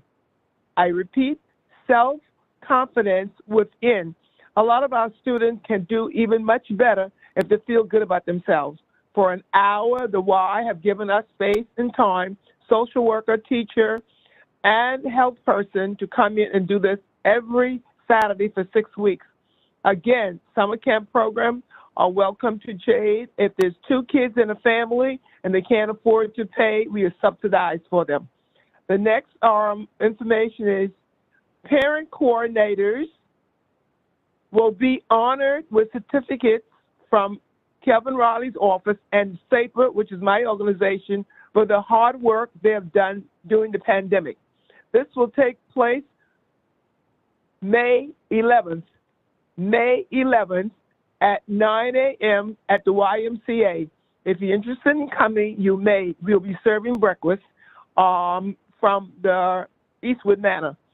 The last one is that we will have a community complimentary free breakfast at the Eastwood Manor on May 21st. May 21st, there will be a free breakfast at the school, at the Eastwood Manor, but you must RSVP and let us know if you're going to be attending. Last but not least, thank you, everybody. I appreciate all of you, we are doing, working together as one team. The last but not least is that link that we received for the sexual harassment course is very nice, very short, very sweet. I worked on it, and I'm very pleased to know that this is very easy rather than coming to the board and do it when you can sit at home and do it. Thank you all, and backpack will be given out this summer, and we have lots of backpack, lots of sponsors. I'll give that information in July to Ursula. Last but not least, again, we need to have someone, Ms. Dixon and Dr. Burke and everybody from the Board of Ed, from the CEC, come and let us know monthly what's going on at our school district and at the CEC board. Thank you very much, Teresa Roberts. We'll love to have someone invite her. She's the president of the CEC. God bless and have a good evening. Well, thank you, Dr. Goff. So let me, Tolene's got her hand up. I'm going to comment on that right quick, Dr. Goff. So I know that, Tanisha, I know Ms. Roberts, I owe her a phone call. And so it's been crazy. I haven't been in the office, and she leaves messages there, and I haven't checked it. So I just happened to go in just one day arbitrarily and check it. So I need to give her a call. One of the issues with them is that we had, Dr. Goff, we had allotted the third Tuesday of every month to be free so that we can go to the CEC meetings. However, for whatever reason, only they and the good Lord know that they changed their meeting to the second Tuesday, which of course is when Parks meets. So therefore we can no longer attend, at least I can't attend their meetings. And so, to that end, I asked her why in God's name did they change it? But, and again, she was newly elected, so I don't know if she had the answer to that, because that was done prior to her becoming president. But in any event, that's why I can't attend. But if they want to consider moving it back, that's why we had that third Tuesday open. But that's neither here nor there at this point, Dr. Goff. Hopefully I will hopefully you and I can talk offline, and I can call and make sure that she and I are aligned. Yeah, I'd be more than glad, because I do attend quite often, and she does express some of her thoughts to me, and I try to express it to our chair of the Ed Committee, which is Ms. Dixon. Right. Well, again, like I said, it's for whatever reason they changed it. I don't know why, but hopefully we can do some collaborative efforts. So Dr. Goff, between you, myself, and Tolene and everybody else, we can make that happen. And I see Pam is on here too. We can make something happen. And so I see Tolene's got her hand back up. So I don't know if she wants to touch on that. Yes, just quickly, someone texted me for this information and I forgot to say it. So this is for kindergarten through, summarizing, is for kindergarten through 8th grade, and it goes from 8 a.m. to 6 p.m. weekdays. Okay. That's it. All right, thank you. So, board members, we are almost done, and needless to say, that makes me very, very happy, because we're on to new business now, and so we're here to talk about the nominating committee. So, it's that time of year again, elections, and so based on what happened last year and in years past, we have to, I think, pick our.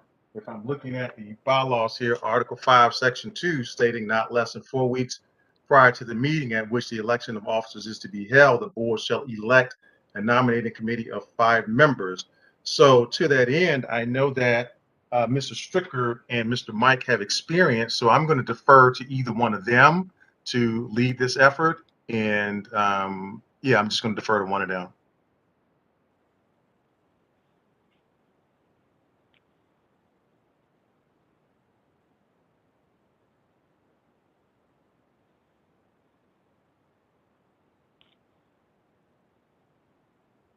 Mr. Stricker. Mr. Mike. I'm sorry, I was being disturbed by my son. Oh, okay. Can you say that again? What is it that you? No, I'm saying that it's time for I'm here. I'm here. Okay, so one of you guys can drive this discussion. I want to, have one of you drive this with the nominating committee. Okay. What's going to happen tonight? We are going to nominate from the floor for members to serve on the committee. When the person is nominated, they have a choice of saying yes or no. And after the 5 people are nominated, they will choose who their chair will be at that time.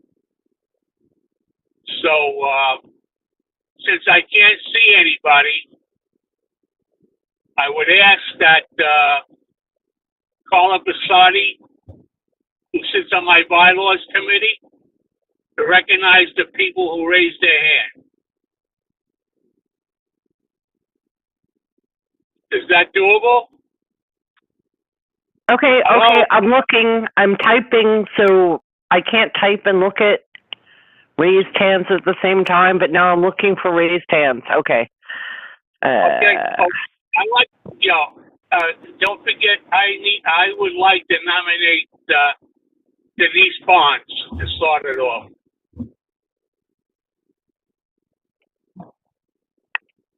Okay, so we need to ask Mrs. Bond if she accepts, right? Okay, I accept. So Denise, are you going to serve? Yes, I said I accept. I accept. Okay, thank you. Okay, Carla, call the names. Okay, I'm not seeing any other raised hands. Am I missing something here? No, John Isaac has his hand up. I nominate Mr. Clinton Mike.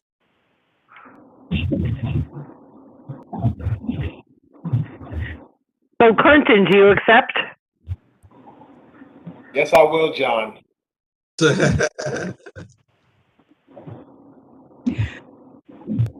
I nominate John Isaac.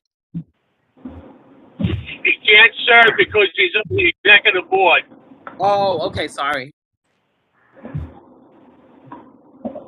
I would like to nominate Ms. Talene Dickerson for the Education Committee. You cannot have a executive board person be nominated. Oh, okay. All right, Carl. Well I then. apologize, Killer. Oh, well then. Either John or Pauline can serve on the nominating committee. Oh, as chair of the Parks and Recreation Committee, can I serve? Yes. Okay, all right. You know what? I like to nominate Victor Brown for the nominating committee.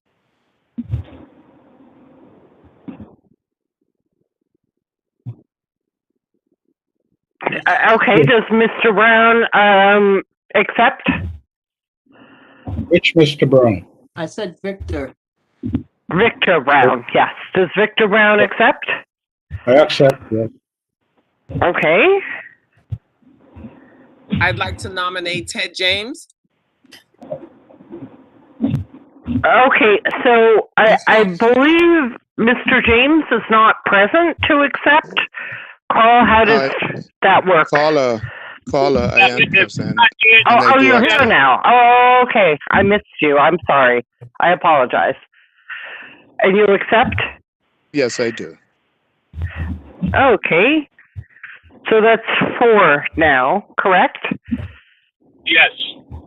Okay, so we need one more. I'm gonna try again. I nominate Ms. Shaniqua Moore.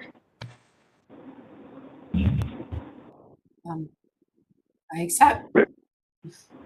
Okay. Okay.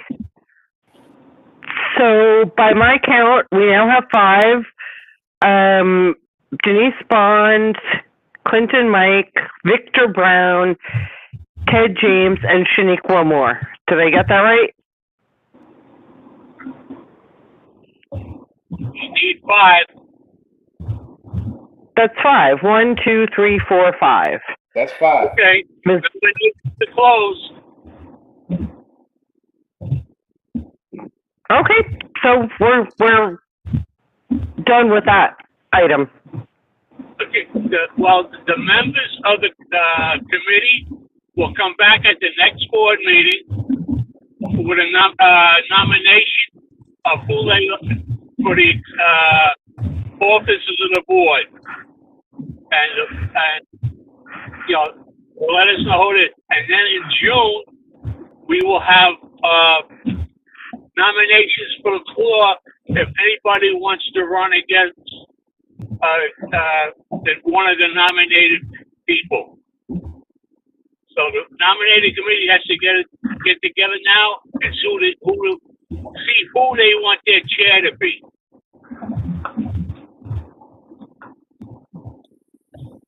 Okay, so nominating committee, it's on you. I'm sorry, I'm a little broken up here because I'm doing 70 miles an hour on it. Well, then, if that's the case, then you don't even need to be talking, Mr. Stricker. If you're driving and talking, if you're not on Bluetooth, that is dangerous. Well, I don't have it in my hand, so I can talk.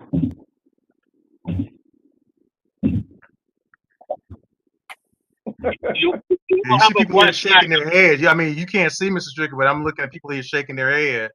And yeah, we all are. It's not good. It's not good at all. So, Victor Brown, ask, how would the committee choose a chairperson? Wouldn't they have to meet, and who would call that meeting? In addition, I would like to suggest, if I may, that the board choose the chairperson for that committee. Okay, so my recollection from having served on nominating committees, I think 5 times, is that the meeting is scheduled. One of you schedules the meetings in collaboration with the office, and then you all discuss amongst yourselves whom you would like to propose as your chairperson. I mean, that's how it was done in the past. Does anybody else who served have any different recollection? No, that's the way it's out. At the first meeting of the nominating committee, they choose the chair to represent them at the next meeting. Yes, we just said that, Paul. And I'm okay. sorry. Thanks. Okay, I agree with you, Carla. That's the way it's supposed to be, since I've served on the committee also. Right. If somebody just has to actually schedule the meeting, I guess, that's the hard part. If nobody's actually the chair at that point, but somebody just needs to schedule the meeting, and then you all chat quietly amongst yourselves and decide who's going to be the spokesperson for the committee. How you doing, partner? Take care, boss. Okay.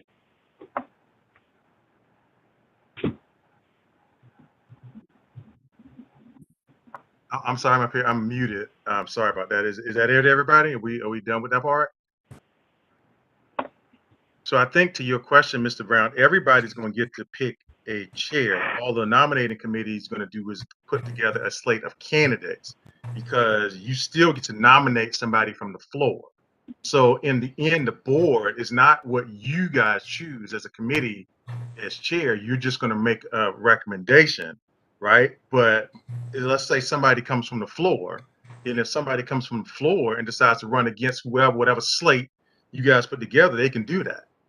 Okay, so ultimately the board is going to decide who are the executive officers for the board. So it's not just who you guys say. It will be ultimately a board decision. Okay, so let me just ask, in the interest of expediency, George and Ursula, there are so few slots for ad hoc committees. Can you look at the calendar now and propose a date, or is that something you needed, a couple of days to look at? We'll talk to the 5 feet bonding committee and we'll get a date. Okay. This is, excuse me, this is you, George, you're gonna talk to the people on the committee to schedule a date for what? I missed that. I guess to meet, Okay. to schedule a meeting. All right, we're gonna take care of it. We're gonna take care of it. I'll let you know. Okay. Okay. All right. Thank you, everybody. Thank you. So let me close the mics because there's some interference here.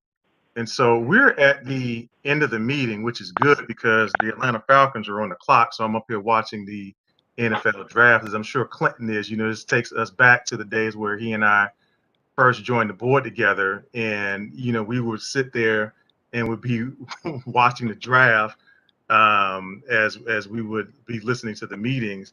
And so that's what we're doing here tonight. So I'm kind of glad that we're done.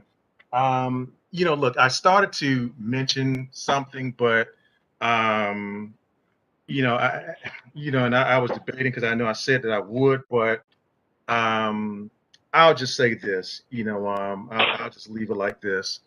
I was told.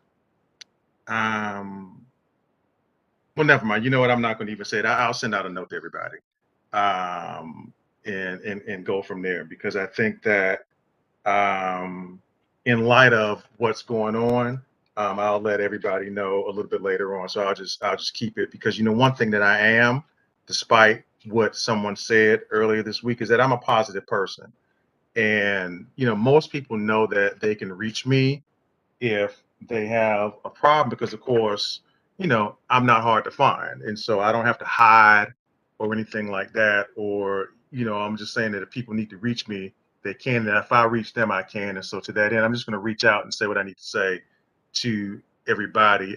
What I should have done was something a little bit, like I said, a little bit later, but I will say everything done in the darkness will come to the light. I'll just leave it there. Everything done in the darkness will come to the light. So to that end, I'm going to end this meeting on, so I'm going to hold what I was going to say for now. What I will say is we talked about fun and bonding, and this is the last item on the agenda. We talked about fun and bonding at the last executive committee meeting, and that was a little bit of fun. We're not going to reveal what we came up with yet, but part of the discussion, and I'm laughing at, in particular, I'm thinking about my brother Anthony Reed. I'm thinking about Alfredo, and I'm thinking about Clinton, and Tolene too, because she was on this conversation. Because we kind of sort of differ on what a beach may be. For those of you that did, she's laughing. So for those of you that did not see the executive committee meeting, I'm going to invite you to go back and take a look at it. But we're trying to come up with something fun for us to do in the summer, because this has been a dark year. It was really been a dark year, and this darkness has been brought upon us. But I'm determined to see it end, and so I think most of you are as well. And we're ready to move on to the light, because as we know, light, although it's an antiseptic. The main thing, of course, is that it's also a cleaning agent. And so we're ready to get out of this dark cloud. And so, as I said, I'll share with you later on. I won't do it tonight. I started to, but I'm going to wait. So we're thinking about something fun to do. Some ideas are a day at the beach, whether we do a barbecue. I think the other one was something else. I had to go back and look. But either way, take a look at the executive committee at the end of the meeting. We had a lot of fun. It was a very fun meeting. It was light. And so it's something that we're going to be bringing. We're going to talk about at the next executive committee meeting. And we're going to bring to the general board to vote on what we're going to do for the summer to improve our relationships with each other.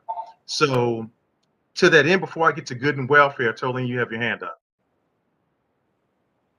Yes. I mean, I just wanted, if we were getting ready to end, I just wanted to see if we could have just a moment of silence because we lost one of our community matriarchs.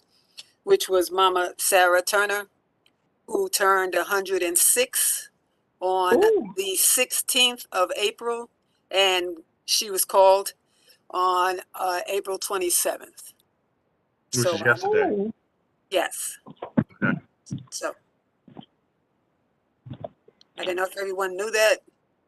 She was busy dancing for her birthday, as always. Okay, we got to do the moment of silence, Tolene. So let's do the Yes. moment of silence, please.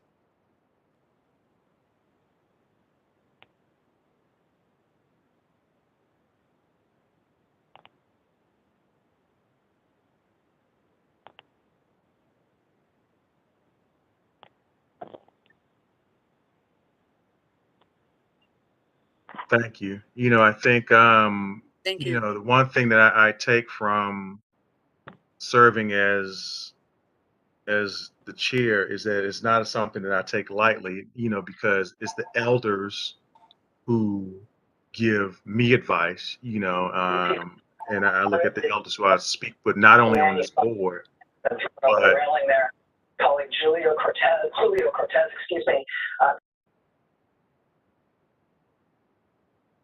not only the elders on this board, but the elders in the community as well. And so, Tolene, to your point, the elders is what makes us who we are, and hopefully we're passing along that knowledge as we traverse this life. And so, again, so to the ancestors, receive her soul. Good and welfare. So April birthdays, I don't have the list in front of me because I was looking at doing something else. So if you had an April birthday, we definitely wish you a happy birthday. If we have an April wedding anniversary, we wish you a happy anniversary. And so before we call for this meeting to close, I just want to say that, um, you know, being here with you has been absolutely fantastic. You know, you guys really make my life easy. You know, most of you, let me say that, most of you do. To allow me to lead you, because as you guys know, you know, many of you will hear me say I never asked to be chair, but you know, nonetheless, in fact, when I saw Dr. Hall last, I'm like, you know, you should be doing this. But nonetheless, he and I laughed about it and we kept it moving. But I want to thank, you know, committee chairs as well as, you know, board members, because as you know, this is always about a learning process. You know, the one thing is you don't know everything, and I know that I don't. So, but the fact that you guys are empowered and that you trust me with such awesome responsibility, and I just hope to be able to represent you well. Thank you for the work that you do, because again, none of us are getting paid for this, right? So the fact that, you know, that you're doing this and that any of us are doing this is fantastic. So just on that note, thank you for what you do. And, you know, whatever happens, you know, I'll say, you know, thank you for allowing me to be here with you. So I'm going to ask, George has got his hand up, but I'm going to ask, when he's done, I'm going to ask for a motion to close the meeting. So George? Yeah, Barbara Gibson wanted to speak. Okay. Ms. Gibson, I didn't see her hand raised, but okay.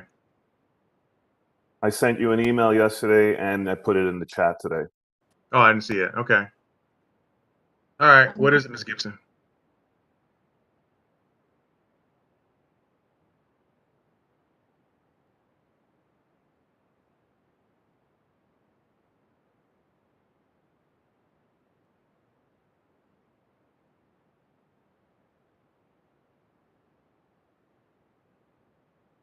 Okay. So, being that we've not heard anything, then I'm going to call for this meeting to be ended. So, can I have a motion? I didn't finish. Well, first of all, we didn't hear you. So, But how are you what do you, answering me if you didn't hear me? what do you want, Ms. Gibson? I tried to thank everyone for coming out to these meetings. You didn't let me finish saying what I was saying. Ms. Gibson, I'm not controlling the mic. I'm not muting you. If you want to thank everybody, I'm sure everybody appreciates you for thanking them, just like I did.